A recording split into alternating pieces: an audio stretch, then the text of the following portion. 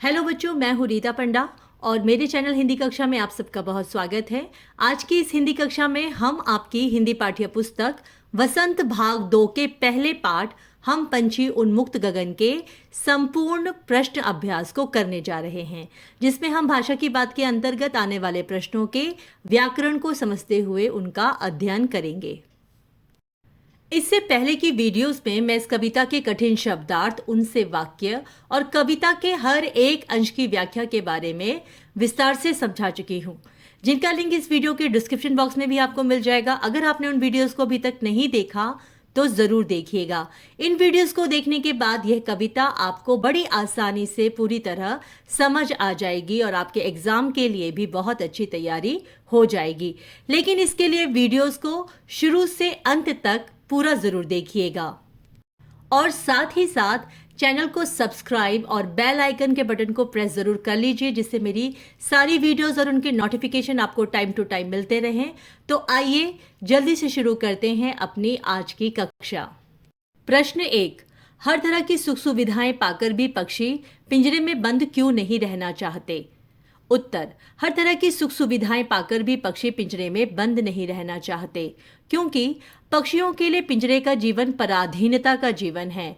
वहां पक्षी न तो आज़ादी के साथ उड़ सकते हैं और न ही अपने जीवन को अपनी इच्छानुसार जी सकते हैं। स्वतंत्र रूप से जीने में चाहे जितनी कठिनाइयां हो, मगर किसी भी सुख सुविधा के लिए बंधन में रहना उन्हें स्वीकार नहीं। उनके लिए तो उनकी स्वतंत्रता ही सबसे अनमोल व प्यारी वस्तु है।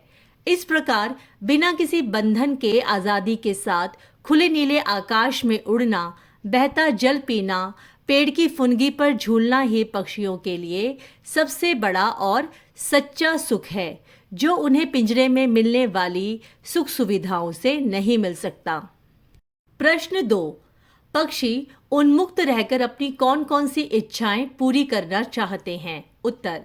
पक्षी उन्मुक्त रहकर अपनी बहुत सी इच्छाएं पूरी करना चाहते हैं, जैसे वे स्वतंत्रता पूर्वक नीले आकाश में उड़ना चाहते हैं, वे नदी झरनों का बहता जल पीना चाहते हैं, वे नीम की कटुक निबोरियों को खाना चाहते हैं, वे पेड़ की फुनगी पर झूलना चाहते हैं और वे सीमाहीन क्षितिज तक पहुंचने के लिए बिना किसी बाधा के स्वतंत्र रूप से उड़ना चाहते हैं।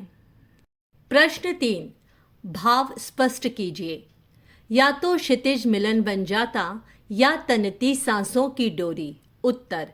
इन पंक्तियों का भाव यह है कि पक्षी स्वतंत्र भाव से उड़ते हुए जीना चाहते हैं और अपने सभी सपनों, इच्छाओं और लक्ष्यों को बिना किसी बाधा के पूरा करना चाहते हैं।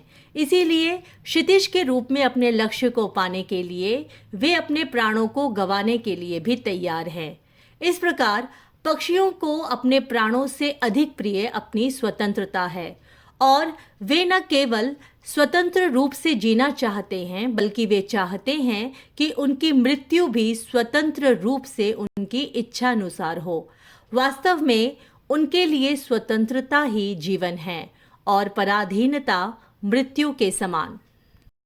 कविता से आगे। प्रश्न 1। बहुत से लोग पक्षी पालते हैं। क। पक्षियों को पालना उचित है अथवा नहीं? अपने विचार लिखें। उत्तर। मेरे विचार से पक्षियों को पालना उचित नहीं है, क्योंकि यदि हम पक्षियों को पालते हैं तो हम उन्हें एक प्रकार से अपने अधीन कर लेते हैं, जिसके कारण वे अपना जीवन हमारी इच्छानुसार जीने के लिए विवश हो जाते हैं। ऐसा करके हम उनकी स्वतंत्रता और उड़ान में बाधा उत्पन्न कर देते हैं, जो पक्षियों के सहज स्वभाव और गुणों के विरुद्ध है। प्रकृति ने उन्हें पंख दिए हैं ताकि वे उड़ सके, मगर पराधीन होने पर पक्षी न केवल अपनी इच्छाओं और सपनों को पूरा करने में असमर्थ हो जाते हैं, बल्कि समय के साथ साथ वे अपने उड़ने की योग्यताओं और क्षमताओं को भी भूलने लगते हैं। भले ही वे बोलकर अपनी पीड़ा और घुटन को व्यक्त नहीं कर पाते, मगर उड़ने के लिए तत्पर उनके पंख सदैव इसी बात की ओर संकेत करते हैं कि उन्हें अपनी आज़ादी से बहुत प्यार है और वे खुले नीले आकाश में बिना किसी बंधन के उड़ना चाहते हैं। अतः मेरे अनुसार पक्षियों को पालना उचित नहीं है। प्रश्न 1 ख। क्या आपने या आपकी जानकारी में किसी ने कभी कोई पक्षी पाला है? उसकी देख रेख किस प्रकार की जाती होगी, लिखिए। उत्तर, नहीं, मैंने कभी कोई पक्षी नहीं पाला, मगर एक बार मेरे घर की बालकनी में एक कबूतर आकर बैठ गया था। मैंने उसे उड़ाकर भगाने की बहुत कोशिश की, मगर वह नहीं उड़ा। जब मैंने अपने माता पिता को बताया तो उन्होंने कहा कि शायद उसे चोट लगी है, इसीलिए वह उड़ नहीं पा रहा। तब मैंने उसका ख्याल रखना शुरू कर दिया। मैंने बालकनी के एक कोने में उसके रहने के लिए छाया कर दी ताकि उसे गर्मी ना लगे। साथ ही साथ उसके खाने के लिए एक कटोरी में पानी और भिगोए हुए चने रख दिए। पहले दिन तो उसने कुछ भी नहीं खाया, पर अगले दिन से उसने थोड़ा थोड़ा खाना शुरू कर दिया। इसके बाद बार बार उसे जाकर देखना और उसका ख्याल रखना मेरी आदत सी बन गई। मैंने उसका नाम मिट्ठू रख दिया था। फिर एक दिन जब मैं स्कूल से आया तो माँ ने बताया कि आज वह उड़ गया। यह जानकर मुझे बहुत खुशी हुई कि मेरे देख रेख करने से वह पूरी तरह ठीक हो गया। प्रश्न 2, पक्षियों को पिंजरे में बंद करने से केवल उनकी आज़ादी का हनन ही नहीं होता, अपितु पर्यावरण भी प्रभावित होता है। इस विषय पर 10 पंक्तियों में अपने विचार लिखिए। उत्तर, पक्षियों को पिंजरे में बंद करके न केवल उनकी आज़ादी का हनन होता है, बल्कि वे अपने प्राकृतिक आवास से भी दूर हो जाते हैं, जिससे उनकी प्रजाति के विलुप्त होने का खतरा बना रहता है और साथ ही साथ इससे पर्यावरण भी प्रभावित होता है। जैसे पहला, पक्षी कई प्रकार के हानिकारक कीट पतंगों व टिड्ढों को खाकर उपयोगी वनस्पतियों व फसलों की रक्षा करते हैं तथा उनकी संख्या को भी नियंत्रित करते हैं। दूसरा, पक्षी हमारे पर्यावरण के लिए प्राकृतिक सफाई कर्मचारी हैं। वे सड़ी गली वस्तुओं आदि को खाकर प्रदूषण रोकने में सहायता करते हैं। तीसरा, पक्षी प्राकृतिक रूप से बीज प्रसार में सहयोग करते हैं। वे पेड़ पौधों के बीजों को एक स्थान से दूसरी जगह पहुंचाते हैं। और चौथा, अपनी उन्मुक्त उड़ान से वे पर्यावरण की प्राकृतिक सुंदरता को बढ़ाते हैं। इस प्रकार पक्षी पर्यावरण का संतुलन बनाए रखने में अहम भूमिका निभाते हैं। बच्चों, अब आइए करते हैं भाषा की बात के प्रश्न जो निम्न 2 विषयों के आधार पर पूछे गए हैं, गुणवाचक विशेषण और द्वंद्व समास।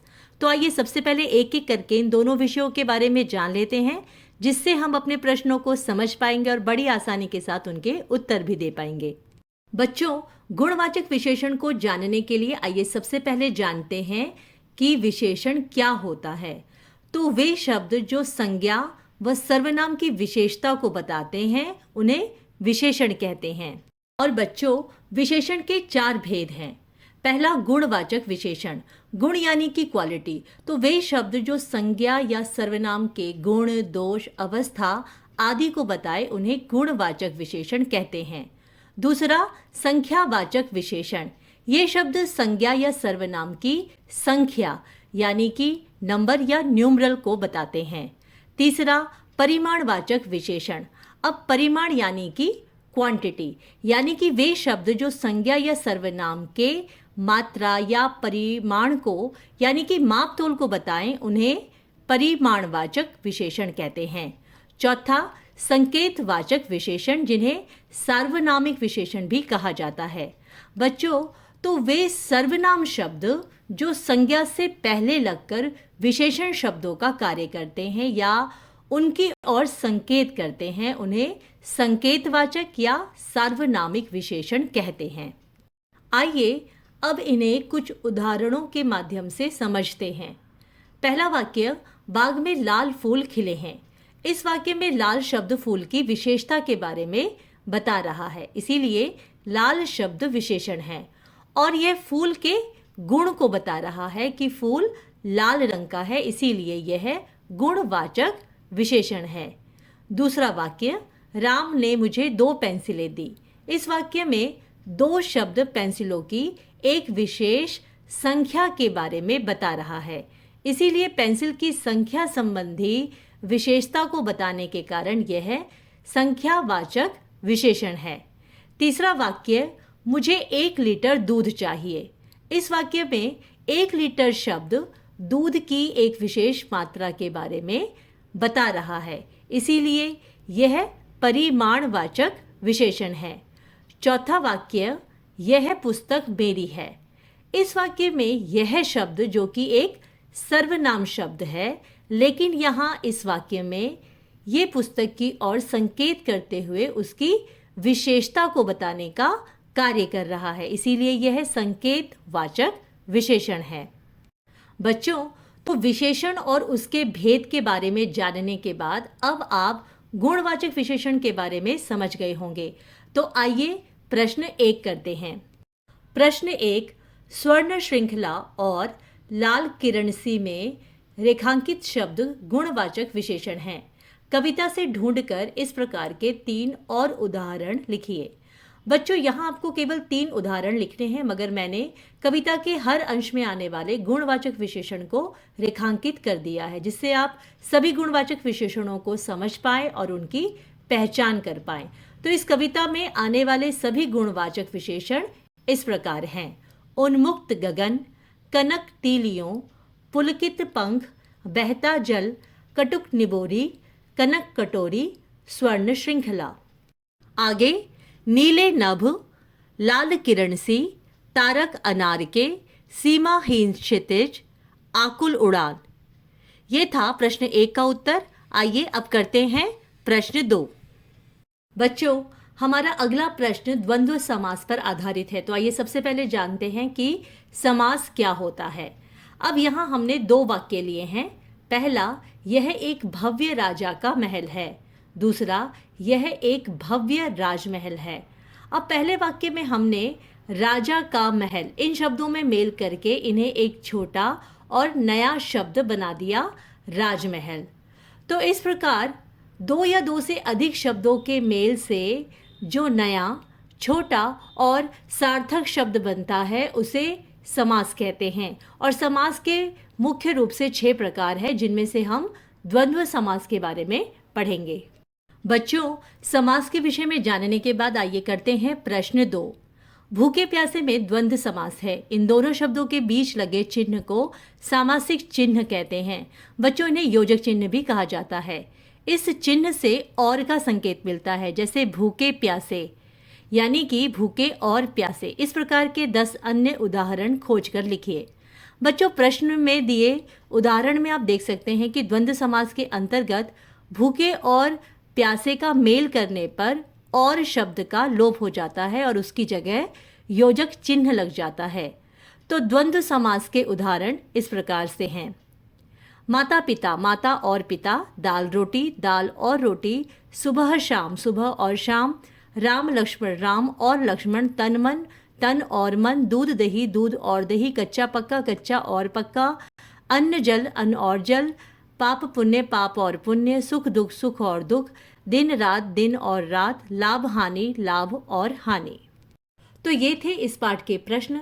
बच्चों, मैं आशा करती हूँ कि आपको ये सारे प्रश्न बहुत अच्छी तरह से समझ आ गए होंगे।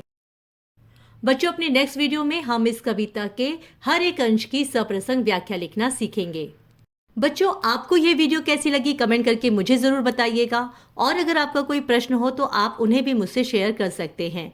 चैनल को सब्सक्राइब और बेल आइकन के बटन को प्रेस ज़रूर कर लीजिए, जिससे मेरी हर नई वीडियोस के नोटिफिकेशन आपको टाइम टू टाइम मिलते रहें। और साथ ही इस वीडियो को लाइक करना और अपने दोस्तों के साथ शेयर करना बिल्कुल मत भूलिएगा। तो मिलते हैं अगली वीडियो में। आप सब इसी तरह खुश रहिए, स्वस्थ रहिए और हिंदी पढ़ते रहिए। धन्यवाद।